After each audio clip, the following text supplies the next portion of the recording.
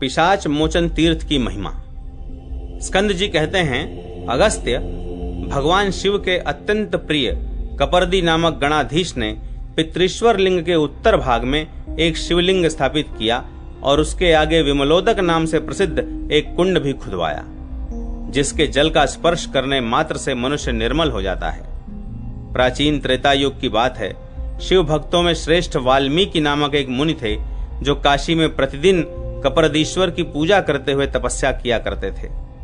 एक दिन हेमंत के मार्गशीर्ष मास में तपस्वी वाल्मीकि ने मध्याह्न के समय विमलोदक नाम वाले महातीर्थ में स्नान करके सिर से लेकर पैर तक भस्म लगाया।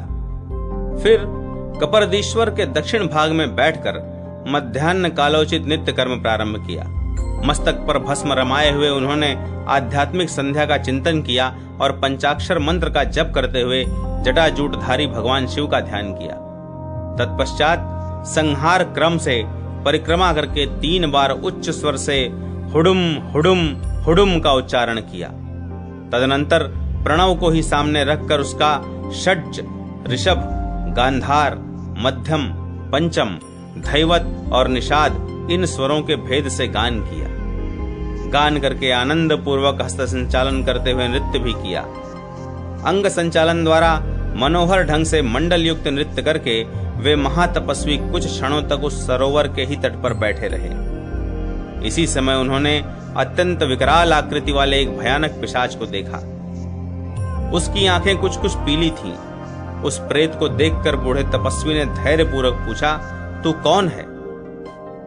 तपस्वी का यह प्रेम पूर्वक वचन सुनकर पिशाच ने हाथ जोड़कर कहा, भगवान, गोदावरी नदी के तट पर प्रतिष्ठान नामक एक देश है। वहां मैं तीर्थों में दान लेने की रुचि रखने वाला एक ब्राह्मण था। उसी कर्म के फलस्वरूप मैं ऐसी दुर्गति को प्राप्त हुआ हूं। जल और वृक्ष से रहित महाभयंकर मरुस्थल में निवास करते हुए मुझे बहुत समय बीत गया है। वहां मैं भूख प्यास से पीड़ित होकर सर्दी और गर्मी का कष्ट भोगता रहा हूं। मरुभूमि में दीर्घ काल व्यतीत होने के पश्चात एक दिन मैंने किसी ब्राह्मण के पुत्र को देखा। उसने धोती की लांग नहीं बांध रखी थी। वह अपवित्र और संध्या कर्म से हीन था। उसे देखकर उसी के द्वारा कुछ भोग मिलने की आशा से मैं उसके शरीर में समा गया। मुने, वह ब्राह्मण धन के लोभ से किसी वणिक के साथ इस पुण्यमयी पुरी में आ गया। मुनिश्रेष्ठ, इस पुरी के भीतर उसके प्रवेश करते ही मैं और उसके पाप क्षण भर में एक ही साथ शरीर से बाहर निकल गए। दयालो, इस समय सहसा शिव नाम की ध्वनि कान में पड़ने से मेरा पाप कुछ क्षीण हो गया है, इसलिए मैं काशी के अंतर्गृह की सीमा में प्रवेश कर पाया हूं। अब आपका दर्शन हो जाने से मैं अपने को बड़ा भाग्यवान समझता हूं। आप कृपा करके मुझे इस भयंकर योनि से निकालिए, मेरा उद्धार कीजिए। प्रेत का यह वचन सुनकर उन दयालु तपस्वी ने इस प्रकार विचार किया, अपना पेट तो पशु, पक्षी, मृग आदि सभी जीव भर लेते हैं। संसार में वही धन्य है जो सदा दूसरों का उपकार करने के लिए उद्यत रहता है। अतः आज मैं अपनी तपस्या से मेरी शरण में आए हुए इस पापातुर प्रेत का अवश्य उद्धार करूंगा। इस प्रकार मन ही मन निश्चय करके उन साधु शिरोमणि तपस्वी ने पिशाच से कहा, अरे ओ पिशाच, तू इस विमलोद नामक सरोवर में स्नान कर ले। इस तीर्थ के प्रभाव से तथा भगवान कपरदीश्वर के दर्शन से तेरी पिशाचता आज क्षण भर में नष्ट हो जाएगी। यह सुनकर प्रेत ने नमस्कार पूर्वक कहा, मुनिश्रेष्ठ, पानी तो मैं पीने के लिए भी नहीं पाता, स्नान करने की तो बात ही क्या है। मेरे लिए तो यहाँ के जल का स्पर्श भी दुर्लभ है। तपस्वी ने कहा, तू यह विभूति ले और अपने ललाट में धारण कर, फिर तुझे कहीं कोई भी बाधा नहीं है। पापी का भी विभूति से उज्जवल ललाट देखकर यमराज के दूत पाशुपतास्त्र से भयभीत होकर भाग जाते हैं। ऐसा कहकर मुनि ने भस्म ले प्रेत के हाथ में दे दिया और उसने भी आदर पूर्वक लेकर उसे ललाट में लगा लिया। पिशाच को विभूति धारण किए देख जल के देवताओं ने उसे जल में स्नान करने से नहीं रोका। स्नान और जलपान करके वह ज्यों ही जलाशय से बाहर निकला, त्यों ही उसकी पिशाचता दूर हो गई और उसने दिव्य शरीर धारण कर लिया। उसी समय दिव्य विमान पर बैठकर वह आकाश मार्ग को प्राप्त हुआ।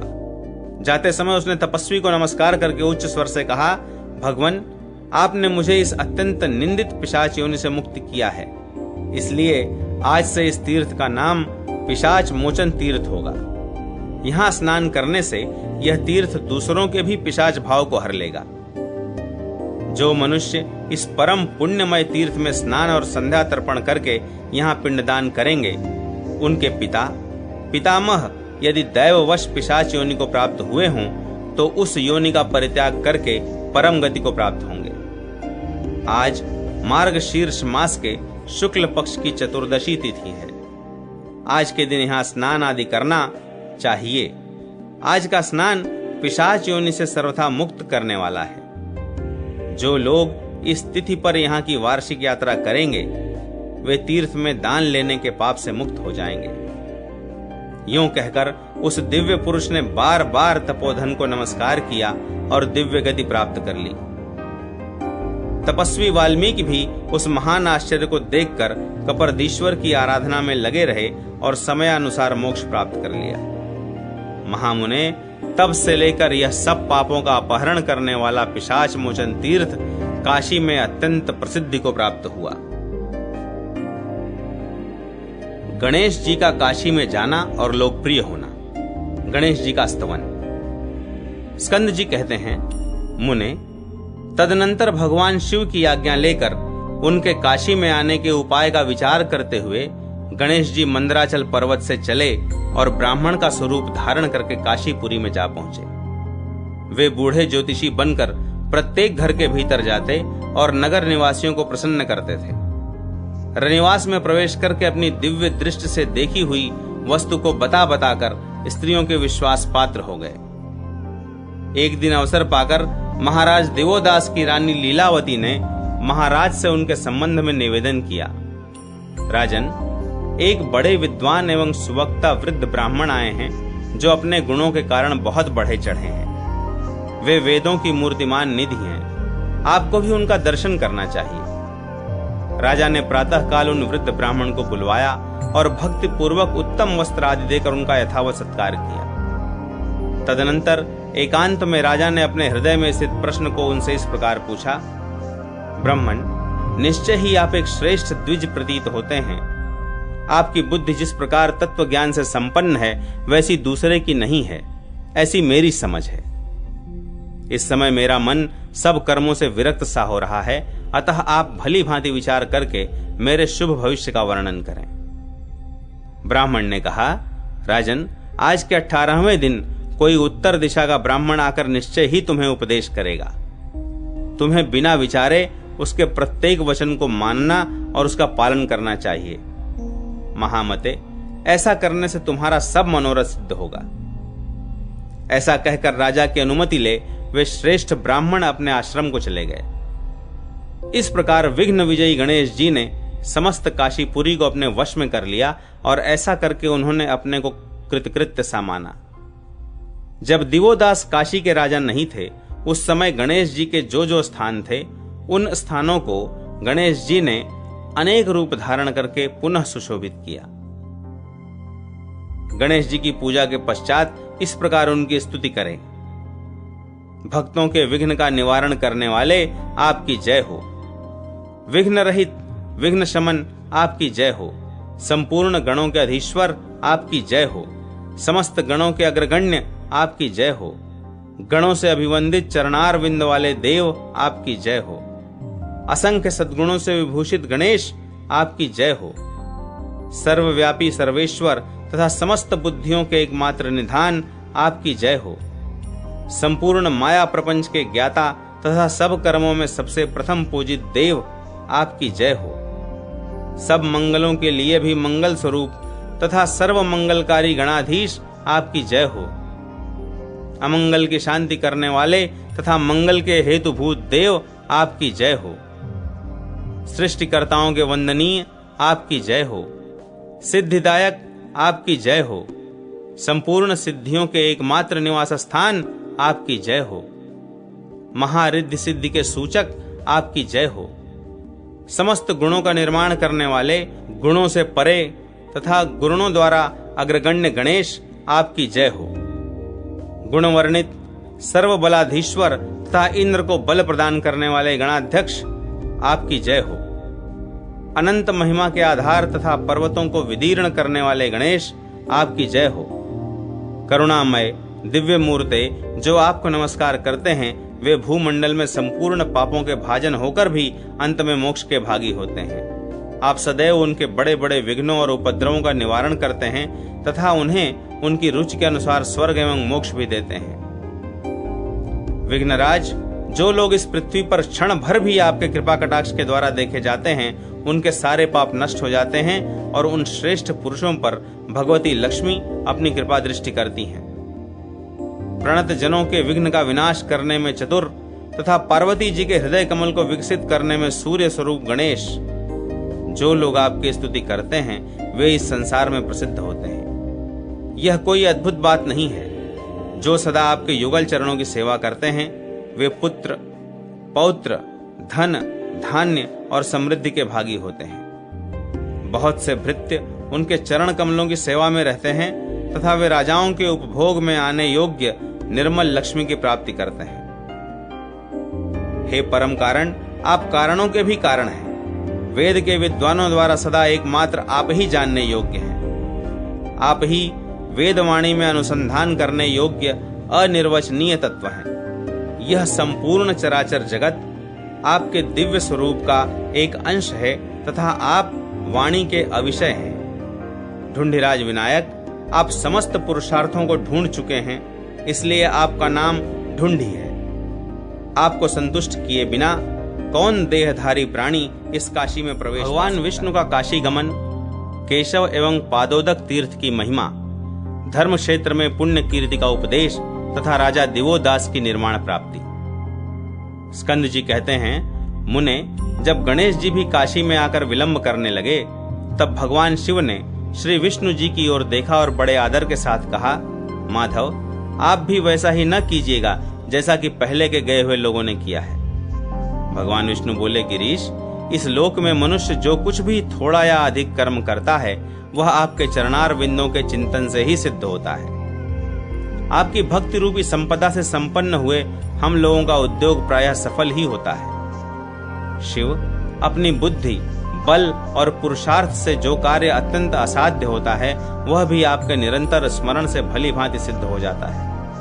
अतः आप अपने द्वारा निश्चित किए हुए इस कार्य को सिद्ध हुआ ही जाने। यूं कहकर भगवान विष्णु ने शिव जी की परिक्रमा की और बार बार उन्हें प्रणाम करके लक्ष्मी जी के साथ मंदराचल से प्रस्थान किया।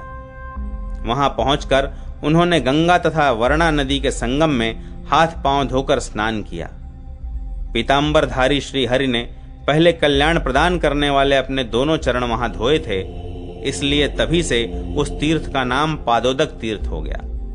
जो मानव उस पादोदक तीर्थ में स्नान करते हैं उनके 7 जन्मों के पाप नष्ट हो जाते हैं।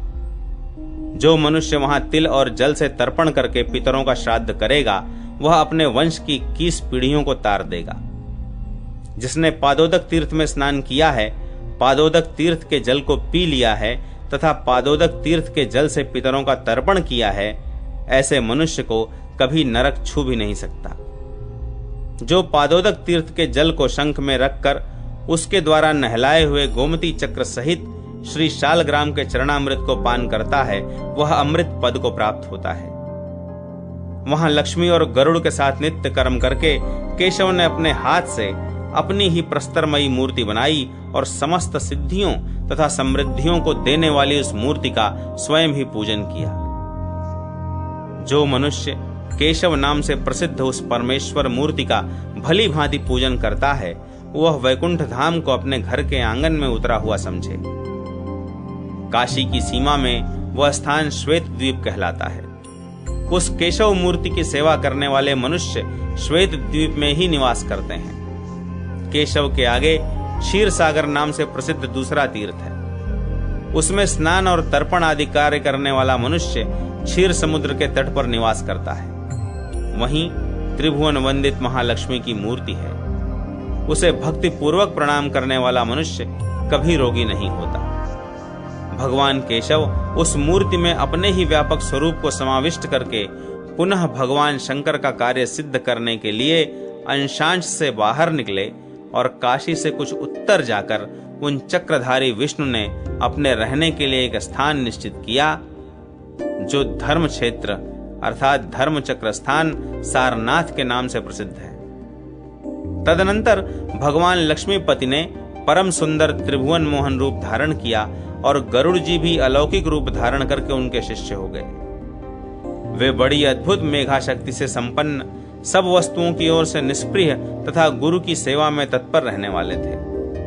उन्होंने अपने हाथ के अग्रभाग में एक पुस्तक रख ली थी। भगवान ने अपना नाम पुण्य कीर्ति और गरुड़ का नाम विनय कीर्ति रखा। पुण्य कीर्ति ने विनय कीर्ति को इस प्रकार उपदेश दिया। पुण्य कीर्ति बोले, महामते विनय कीर्ते, तुमने जो सनातन धर्म के विषय में प्रश्न किया है वह सब पूर्ण रूप से बतलाता हूं, तुम ध्यान देकर सुनो। इहलोक और परलोक में कल्याण की प्राप्ति के लिए नाना प्रकार के शास्त्रों का विचार करके महर्षियों ने 4 प्रकार के दानों का उपदेश दिया है। भयभीत पुरुषों को अभयदान, रोगियों को औषध दान, विद्यार्थियों को विद्या दान तथा भूख से व्याकुल मनुष्यों को अन्न दान देना चाहिए। वासना सहित क्लेश का उच्छेद हो जाने पर विज्ञान की उपरति अर्थात अविद्या की निवृत्ति ही मोक्ष है, यह तत्व का विचार करने वाले पुरुषों को जानना चाहिए। वेदवादियों के द्वारा यह प्रामाणिक श्रुति पढ़ी जाती है कि मां हिंसात सर्वाभूतानि, किसी भी प्राणी की हिंसा नहीं करनी चाहिए। इस प्रकार पुण्य कीर्ति के धर्मोपदेश करने पर क्रमशः पूर्ववासी एक दूसरे से सुनकर वहां भगवान के निकट आने लगे। उपदेश का क्रम चालू था। जब तक यह शरीर स्वस्थ है तब तक इंद्रियों में शिथिलता नहीं आती, और जब तक बुढ़ापा दूर है तब तक ही परम आनंद के लिए साधन कर लेना चाहिए। अस्वस्थता, इंद्रियों की विकलता और वृद्धावस्था में कैसे सुख हो सकता है? अतः परम सुख की इच्छा रखने वाले पुरुषों को याचकों के लिए अपना शरीर भी दे डालना चाहिए। शरीर शीघ्र जाने वाला है, सभी संग्रह नष्ट हो जाने वाले हैं, ऐसा समझकर विज्ञ पुरुष इस शरीर के रहते हुए नित्य सुख के लिए साधन करे। अंत में यह शरीर कुत्तों और कौओं का भोजन बन जाता है। वेद में यह सत्य ही कहा गया है कि शरीर अंत में भस्म हो जाने वाला है। मुने, इधर विघ्नराज गणेश ने दूर रहकर भी शत्रु विजयी राजा दिवोदास के चित्त को राज्य की ओर से विरक्त कर दिया। वे 18 दिनों की अवधि को गिनने लगे और मन ही मन सोचने लगे कि ब्राह्मण देवता कब आएंगे जो मुझे उपदेश करेंगे। इस प्रकार 18वां दिन प्राप्त होने पर दोपहर के समय वे पुण्य कीर्ति नाम वाले श्रेष्ठ ब्राह्मण ही धर्म क्षेत्र से राजा के द्वार पर आए। उन्हें दूर से आते देख उत्कंठित हुए नरेश ने अपने मन में मान लिया कि ये मुझे उपदेश देने योग्य गुरु हैं। फिर वे उनके समीप गए और उन्हें बार बार प्रणाम करके आशीर्वाद ले उन्हें अपने अंतःपुर में लिवा ले गए। वहां राजा ने शास्त्रोक्त विधान से भली भांति उनका पूजन किया, और जब वे मार्ग की थकावट से रहित, स्वस्थ एवं प्रसन्न मुख हो गए तब उन्हें भोजन के लिए नाना प्रकार की वस्तुएं भेंट की। उन्हें ग्रहण करके जब पुण्य कीर्ति पूर्णतः तृप्त हो गए और सुख पूर्वक आसन पर जा बैठे, तब राजा ने कहा, विप्रवर, मैं राज्य का भार ढोते ढोते बहुत खिन्न हो गया हूं। अब उसकी ओर से वैराग्य सा हो रहा है। मैं क्या करूं, कहां जाऊं, कैसे मुझे शांति प्राप्त होगी? यह सब सोचते विचारते मेरा 1 मास व्यतीत हो गया। मैंने अपने सगे पुत्रों की भांति प्रजाजनों का भली भांति पालन किया है और प्रतिदिन नाना प्रकार के धन देकर ब्राह्मणों को तृप्त किया है। राज्य शासन करते समय मेरे द्वारा एक ही अपराध हुआ है, वह यह कि मैंने अपने तपोबल के अभिमान से संपूर्ण देवताओं को तिनके के समान समझा है। यद्यपि प्रजा के उपकार के लिए ही ऐसा किया है, स्वार्थ सिद्धि के लिए नहीं। यह मैं आपसे शपथ खाकर कहता हूं, मेरे शासन काल में कोई भी पाप वृत्ति का सेवन नहीं करता। सभी लोग धर्मपरायण और सुखी हैं। सब में उत्तम विद्या का व्यसन है और सब लोग सन्मार्ग पर चलने वाले हैं। तथापि मुझे संसार के सभी भोग ऐसे प्रतीत होते हैं जैसे एक बार के चबाए हुए अन्न को फिर से चबाना। यह राज्य भी क्या है, पीसे हुए को पीसना। इसे लेकर क्या करना है? विप्रवर, आप ज्ञानी पुरुष हैं, मुझे कोई ऐसा उपदेश दीजिए जिससे पुनः गर्भवास का कष्ट न भोगना पड़े। आप जो कुछ कहेंगे निस्संदेह मैं वही करूंगा। इस समय आपके दर्शन से मेरी सब इंद्रियां विषयों की ओर से निवृत्त हो गई हैं और उपरति का यह उत्तम सुख मुझे प्राप्त हुआ है। इस समय मुझे कोई ऐसा उपाय बताइए जो कर्म बंधन का नाश करने में समर्थ हो। स्कंद जी कहते हैं, राजा का ऐसा कथन सुनकर ब्राह्मण वेशधारी श्री विष्णु बोले, महाप्राज्ञ राज शिरोमणे, मुझे जो कुछ उपदेश करना है वह सब तो तुम्ही ने कह दिया। तुम तो पहले से ही कृतार्थ हो, मुझसे उपदेश लेकर मुझे सम्मान दे रहे हो। तुमने अपनी उत्तम तपस्या के निर्मल जल से संपूर्ण इंद्रियों की मलिनता को धो डाला है। भूपाल, तुमने जो कुछ कहा है वह सब सत्य है। तुम्हारे समान राजा इस पृथ्वी पर न हुआ है और न होगा। तुम में जो मुमुक्षा जागृत हुई है वह उचित ही है। तुम्हारे इस राज्य में अधर्म का प्रवेश भी नहीं हुआ है। धर्मज्ञ, तुम्हारे द्वारा धर्म में लगाई गई प्रजा ने जो धर्म का अनुष्ठान किया है उससे संपूर्ण देवता तृप्त हुए हैं। मेरे हृदय में तुम्हारा एक ही दोष प्रतीत होता है कि तुमने भगवान विश्वनाथ को काशी से दूर कर दिया है। मेरी समझ में तुम्हारा सबसे महान अपराध यही है। इस पाप की शांति के लिए मैं तुम्हें बहुत उत्तम उपाय बतलाता हूं। जिसने भगवान शिव में भक्ति रखकर यहां काशी में एक शिवलिंग की भी स्थापना की है, उसने अपने सहित संपूर्ण जगत की प्रतिष्ठा का पुण्य प्राप्त किया है। इसलिए तुम सर्वथा प्रयत्न पूर्वक शिवलिंग की स्थापना करो, इससे कृतार्थ हो जाओगे। दिवोदास, तुम्हारे समीप होने से हम लोग भी अन्य धान्य हो गए हैं। इस मर्त लोक में जो तुम्हारा नाम लेते हैं वे भी परम धन्य हैं। राजन, तुम्हारा मनोरथ रूप महान वृक्ष आज फलित हुआ है। तुम इसी शरीर से परम पद को प्राप्त होगे। भगवान शिव के लिंग में विग्रह की स्थापना कर लेने पर आज से 7वें दिन एक दिव्य विमान तुम्हें शिवधाम में ले जाने के लिए आएगा। यह काशीपुरी के भली भांति सेवन का फल है। यह सब सुनकर प्रतापी राजा दिवोदास बहुत प्रसन्न हुए। उन्होंने ब्राह्मण के चरणों में बारंबार प्रणाम किया और प्रसन्न होकर कहा, भगवान, आपने मुझे संसार सागर से पार उतार दिया। तत्पश्चात ब्राह्मण वेशधारी विष्णु ने भी राजा से पूछकर काशीपुरी का भली भांति निरीक्षण करके परम पवित्र पंचनद कुंड को देखा और वहां विधि पूर्वक स्नान करके वहीं निवास किया। फिर भगवान शंकर के शुभागमन की शीघ्र प्रतीक्षा करते हुए माधव ने राजा दिवोदास के वृत्तांत को जानने वाले गरुड़ जी को वहां भेजा। उधर राजा दिवोदास ने भी अपने गुरु विप्रवर पुण्य कीर्ति की महिमा का बखान करते हुए समस्त प्रजाओं, मंत्रियों तथा मंडलेश्वरों को बुलाया। खजाना, घोड़े और हाथी आदि की देखरेख के लिए नियुक्त सब अध्यक्षों को, अपने 500 पुत्रों को, ज्येष्ठ पुत्र समरंजय को, पुरोहित, प्रतिहार, ऋत्विज, ज्योतिषी, ब्राह्मण, सामंत, राजकुमार, रसोइये, चिकित्सक तथा नाना कार्यों के लिए आए हुए विदेशी मनुष्यों को भी एकत्र किया। इन सब को हाथ जोड़कर प्रसन्न चित्त राजा ने ब्राह्मण की कही हुई सब बातें कह सुनाई और यह भी बताया कि 7 दिन तक और मुझे इस लोक में रहना है।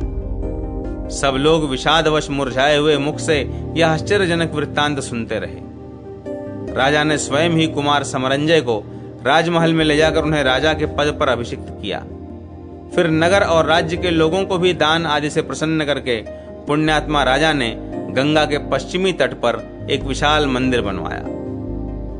संग्राम में शत्रुओं को जीतकर उन्होंने जितनी संपत्ति संग्रह की थी वह सब लगाकर राजा ने शिव मंदिर का निर्माण कराया। राजा की संपूर्ण संपत्ति वहां लगा दी गई थी, इसलिए वह शुभ भूमि भूपाल श्री नाम से विख्यात हुई।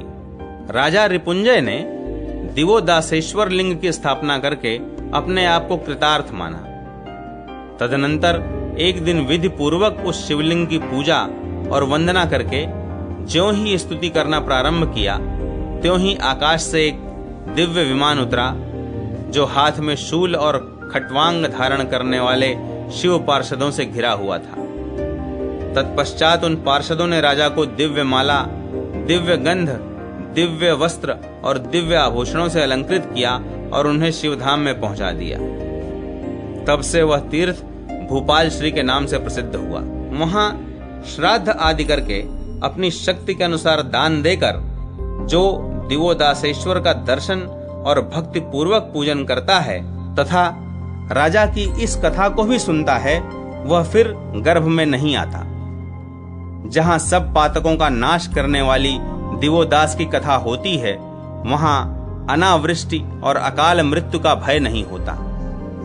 इस महात्म कथा के पाठ से सबके मनोरथ पूर्ण होंगे। धर्मनद तीर्थ के पंचनद नाम पड़ने का कारण अग्निबिंदु के द्वारा भगवान विष्णु की स्तुति, भगवान के मुख से पंचनद एवं बिंदु माधव तीर्थ की महिमा का निरूपण। अगस्त्य जी बोले, पार्वती नंदन, आपने यह कहा है कि काशी परम पावन है, उसमें भी भगवान विष्णु ने पंचनद अर्थात पंचगंगा तीर्थ को बहुत उत्तम माना।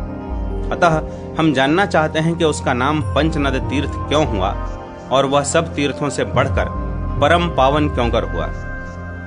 जो निराकार होकर भी साकार हैं, रूपहीन होते हुए भी रूपवान हैं, अव्यक्त होकर भी व्यक्त हैं, प्रपंच से परे होकर भी प्रपंच सेवी हैं, अजन्मा होकर भी जिन्होंने अनेक जन्म धारण किए हैं, नाम रहित होकर भी स्पष्ट नाम धारण करने वाले हैं, आलंब शून्य होकर भी सबके परम आलंब हैं, निर्गुण होकर भी सगुण रूप से प्रकट हैं और इंद्रिय रहित होकर भी इंद्रियों के स्वामी हैं तथा बिना पैर के भी सर्वत्र गमन करने वाले हैं, उन सर्वव्यापी भगवान जनार्दन के सर्वात्म भाव से परम उत्तम पंचनद तीर्थ में निवास करने का क्या कारण है।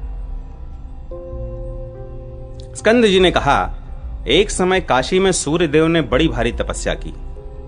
उस तीर्थ में तपस्या करते हुए मयूखादित्य नामक सूर्य की किरणों से बहुत पसीना प्रकट हुआ।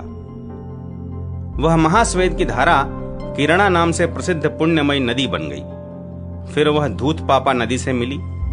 धूतपापा से मिली हुई किरणा स्नान मात्र से महापाप रूपी घोर अंधकार का नाश कर देती है।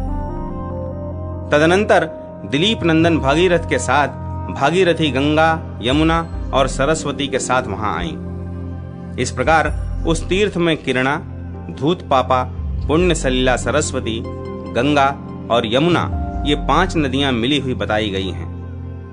इसीलिए वह त्रिभुवन विख्यात तीर्थ पंचनद के नाम से प्रसिद्ध है। उसमें डुबकी लगाने वाला मनुष्य पंच भौतिक शरीर नहीं ग्रहण करता। 5 नदियों का यह संगम समस्त पाप राशि को विदीर्ण करने वाला है। इसमें स्नान करने मात्र से मनुष्य ब्रह्मांड मंडल का भेदन करके ऊर्ध्वलोक को चला जाता है। काशी में पग पग पर अनेक बड़े बड़े तीर्थ हैं, किंतु वे पंचनद तीर्थ के करोड़वें अंश के समान भी नहीं हैं। पूरे माघ भर प्रयाग तीर्थ में भली भांति स्नान करने से जो फल मिलता है, वह काशी के पंचनद तीर्थ में एक ही दिन के स्नान से निश्चय ही प्राप्त हो जाता है। पंचनद तीर्थ में स्नान और पितरों का तर्पण करके भगवान विंदु माधव की पूजा करने से मनुष्य फिर इस संसार में जन्म नहीं लेता। जिन्होंने पंचनद नामक शुभ तीर्थ में श्राद्ध किया है, उनके पितर अनेक योनियों में गए हों तो भी मुक्त हो जाते हैं। वस्त्र से छाने हुए पंचगंगा के पुण्य जल से जो अपने इष्ट देव को स्नान कराता है, वह महान फल का भागी होता है। संतों को महान सुख देने वाले पंचनद तीर्थ के जल से अभिषेक जितना प्रिय है, उतना स्वर्ग के राज्य पर यदि उनका अभिषेक किया जाए तो वह भी प्रिय नहीं है। सत्य युग में इस तीर्थ का नाम धर्मनद, त्रेता में धूतपाप, द्वापर में विंदु तीर्थ और कलयुग में पंचनद कहा गया है। पुण्यमय धर्मनद तीर्थ में विधि पूर्वक अग्नि को प्रज्वलित करके यदि उसमें एक भी आहुति दी जाए तो कोटि बार होम का फल मिलता है। पंचनद तीर्थ में स्थित हुए भगवान लक्ष्मीपति ने गरुड़ को शिव जी के आगे सब वृत्तांत निवेदन करने के लिए भेजकर वहां एक दुर्बल शरीर वाले तपस्वी को देखा। उस तपस्वी मुनि ने निकट आकर भगवान का दर्शन किया। भगवान लक्ष्मीपति गले में धारण की हुई वनमाला से सुशोभित थे। उनके पास ही भगवती लक्ष्मी विराजित थी। चारों हाथों में क्रमशः शंख, पद्म, गदा और चक्र चमक रहे थे। वक्षस्थल कौस्तुभ मणि की प्रभा से उद्भासित हो रहा था। उन्होंने अपने श्री अंग में दिव्य रेशमी पीतांबर धारण कर रखा था। उनकी अंग कांति सुंदर नील कमल के समान श्याम थी। आकृति अत्यंत स्निग्ध एवं मधुर प्रतीत होती थी। नाभि कुंड में कमल शोभा पा रहा था। ओंठ बड़े ही सुंदर और लाल थे। दांत अनार के दानों के समान सुंदर एवं स्वच्छ थे। उनके किरीट की द्युति से आकाश प्रकाशित हो रहा था। देवराज इंद्र जिनके चरणों में मस्तक झुकाते हैं, सनक आदि महात्मा जिनकी स्तुति करते हैं, नारद आदि देवर्षियों ने जिनके महान अभ्युदय का गीत गाया है, तथा प्रहलाद आदि भगवत भक्त जिनके मन को सदा आनंदित करते रहते हैं, जिन्होंने शारंग नामक धनुष का दंड हाथ में ले रखा है, जो इंद्रियों के अविषय निराकार और कैवल्य स्वरूप परब्रह्म हैं, वे ही प्रभु भक्तों की भक्ति के कारण यहाँ पुरुष रूप में प्रकट हुए थे। जिनके उपनिषद वर्णित स्वरूप को वेद भी नहीं जानते, ब्रह्मा आदि देवता भी नहीं समझ पाते, उन्हीं भगवान विष्णु का उन तपस्वी मुनि ने अपने नेत्रों से प्रत्यक्ष दर्शन किया और आनंद में भरकर पृथ्वी पर मस्तक रखकर उन्हें प्रणाम किया। उन महर्षि का नाम अग्निबिंदु था। महातपस्वी अग्निबिंदु ने मस्तक के समीप अंजलि बांधकर भगवान विष्णु का भली भांति स्तवन किया। अग्निबिंदु बोले, ओम कमल के समान नेत्रों वाले भगवान नारायण, आप बाहर और भीतर को पवित्र करने वाले हैं। आपको नमस्कार है। आपके सहस्त्रों मस्तक, सहस्त्रों नेत्र और सहस्त्रों पैर हैं। आप अंतर्यामी पुरुष हैं। आपके दोनों चरण सब प्रकार के द्वंद्वों का निवारण करने वाले हैं। इंद्रादि देवताओं से वंदित विष्णु, आपके उन चरणों को मैं द्वंद्व रहित शांत बुद्धि से प्रणाम करता हूँ। बृहस्पति की वाणी भी जिनकी स्तुति करने में समर्थ नहीं हो पाती, उन भगवान की स्तुति करने के लिए इस लोक में कौन समर्थ हो सकता है। परंतु यहाँ भक्ति ही प्रबल है।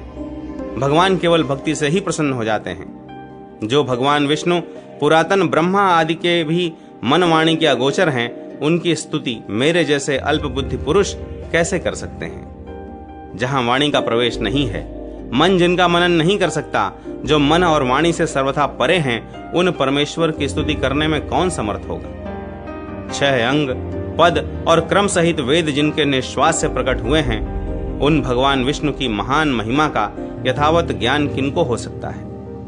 जिनकी मन बुद्धि सदा जागृत रहती है, वे सनकादि महर्षि अपने हृदय आकाश में जिनका निरंतर ध्यान करते रहने पर भी उन्हें यथार्थ रूप से उपलब्ध नहीं कर पाते। आबाल ब्रह्मचारी नारद आदि मुनीश्वर जिनके चरित्र को सदा गाते रहते हैं, तो भी सम्यक रूप से जिनके तत्व का ज्ञान नहीं हो पाता, जो चराचर स्वरूप होकर भी चराचर जगत से सर्वथा भिन्न है, जिनका स्वरूप अत्यंत सूक्ष्म है, जो अजन्मा, अविकारी, एक, आदि कारण, ब्रह्मा आदि के अगोचर, अजेय, अनंत शक्ति, निरामय, नित्य, निराकार एवं अचिंत्य स्वरूप हैं, उन आप परमेश्वर को पूर्ण रूप से कौन जान सकता है। भगवान, मुरारे, मुकुंद, मधुसूदन, माधव इत्यादि रूप से आपके एक एक नाम का भी यदि जप किया जाए, तो वह पापियों के जन्म भर के उपार्जित पाप पुंज को उनकी महाविपत्तियों के साथ हर लेता है और बड़े बड़े यज्ञों का महत्वपूर्ण फल प्रदान करता है। नारायण, नरकारणवतारण, दामोदर, मधुसूदन, चतुर्भुज, विश्वंभर, विरज और जनार्दन इत्यादि नामों का जप करने वाले पुरुषों का इस संसार में कहाँ जन्म हो सकता है तथा उन्हें काल का भय भी कहाँ प्राप्त हो सकता है। त्रिविक्रम, आपकी कांति मेघमाला के समान सुंदर एवं श्याम है। आपका श्रीअंग विद्युत की भांति प्रकाशमान पीतांबर से आवृत्त है और आपके नेत्र कमल दल के समान परम सुंदर हैं। जो लोग आपकी इस छवि का अपने हृदय में सदा चिंतन करते हैं, वे भी आपकी अचिंत्य कांति को प्राप्त कर लेते हैं। श्री वत्स चिन्ह से सुशोभित श्री हरे, अच्युत, कैटभारे, गोविंद, गरुड़ वाहन, केशव, चक्रपाणे, लक्ष्मीपते, दैत्य सूदन, शारंग पाणे, आपके प्रति भक्ति रखने वाले पुरुषों को कहीं भी भय नहीं प्राप्त होता।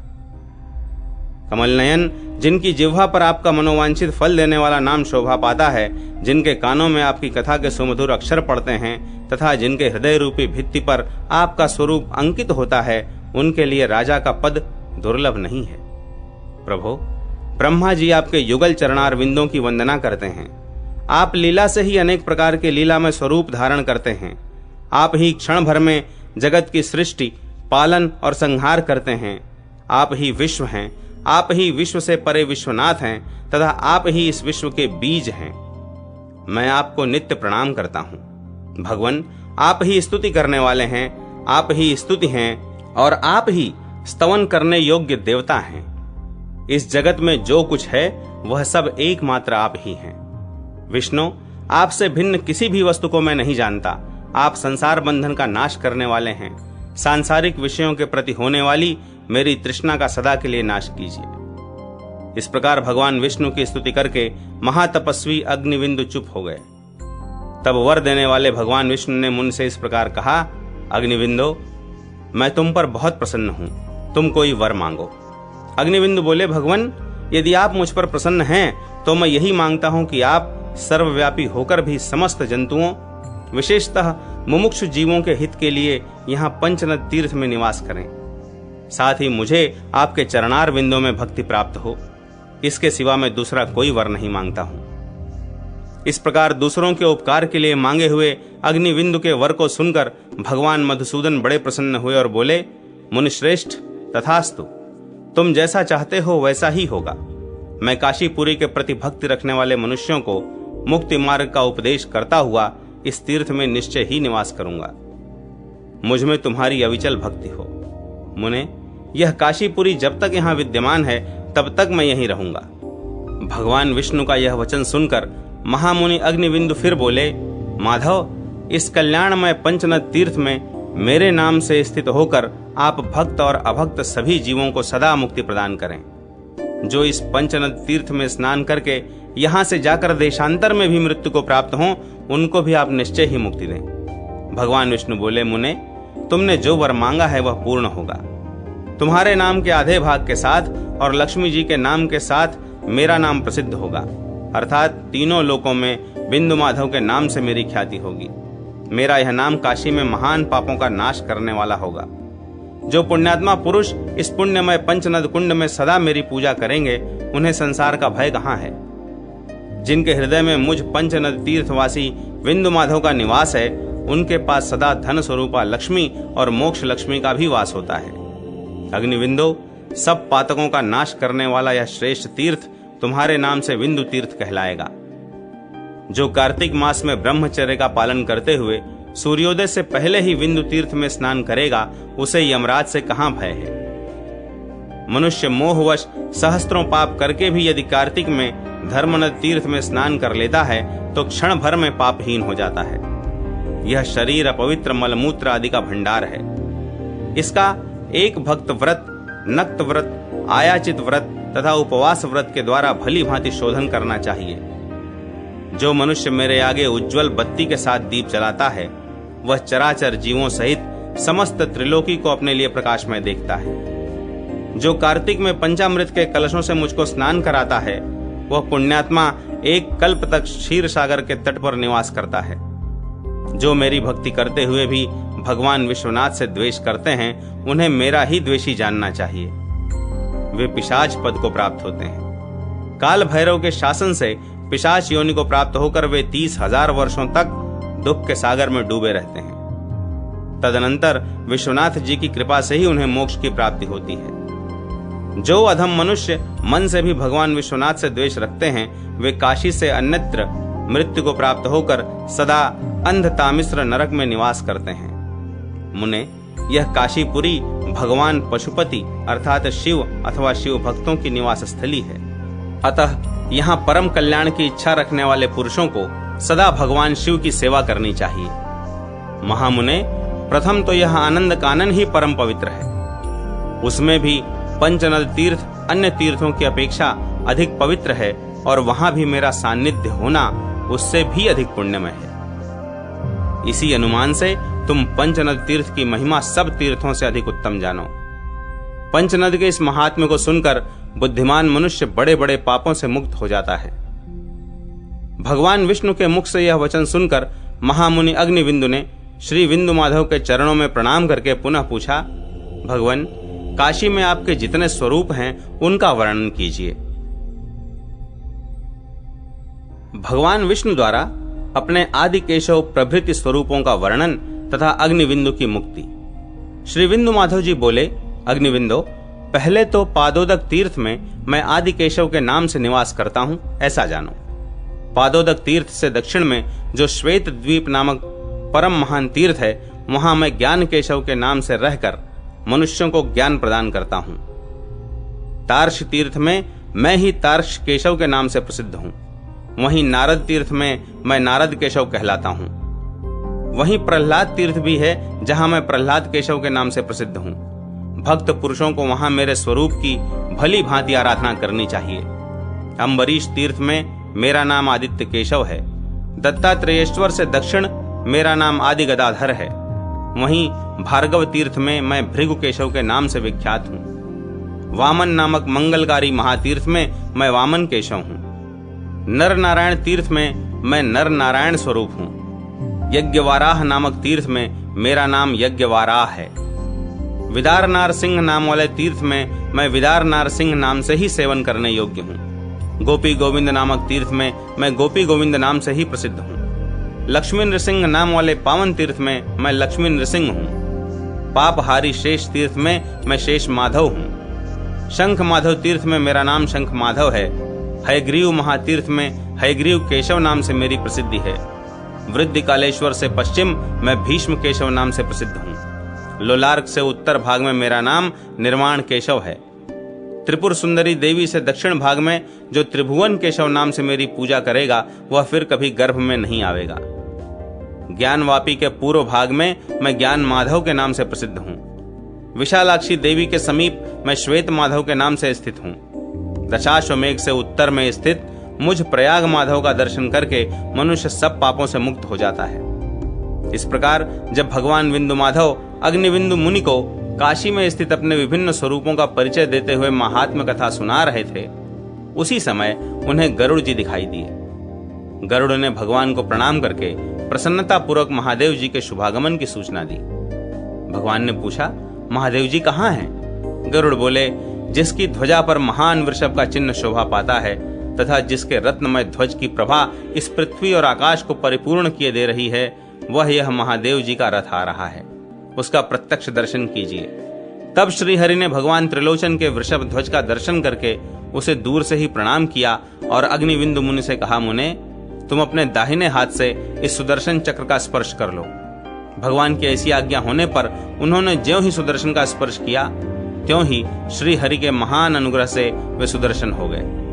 स्कंद जी कहते हैं, अगस्त्य फिर अग्निविंदु मुनि ज्योति स्वरूप होकर भगवान विंदु माधव की सेवा के प्रभाव से उनकी दिव्य चिन्मय ज्योति स्वरूपा कौस्तुभ मणि में मिलकर एकीभूत हो गए। जिन्होंने विंदु माधव के चरणार विंदों में अपने चित्त को चंचरीक की भांति लगा रखा है, वे भी अग्निविंदु की भांति निश्चय ही भगवत स्वरूप को प्राप्त होते हैं। इसलिए सदा काशी में निवास, श्री विंदु माधव का दर्शन और इस महात्म कथा का श्रवण करना चाहिए तथा ऐसा करके लौकिक गति पर विजय पानी चाहिए। पंचनद की उत्पत्ति कथा पुण्यमयी है। भगवान विंदु माधव की कथा भी परम पवित्र है और काशी का निवास भी अतिशय पुण्यजनक है। ये तीनों बातें पुण्यात्माओं को ही सुलभ हैं।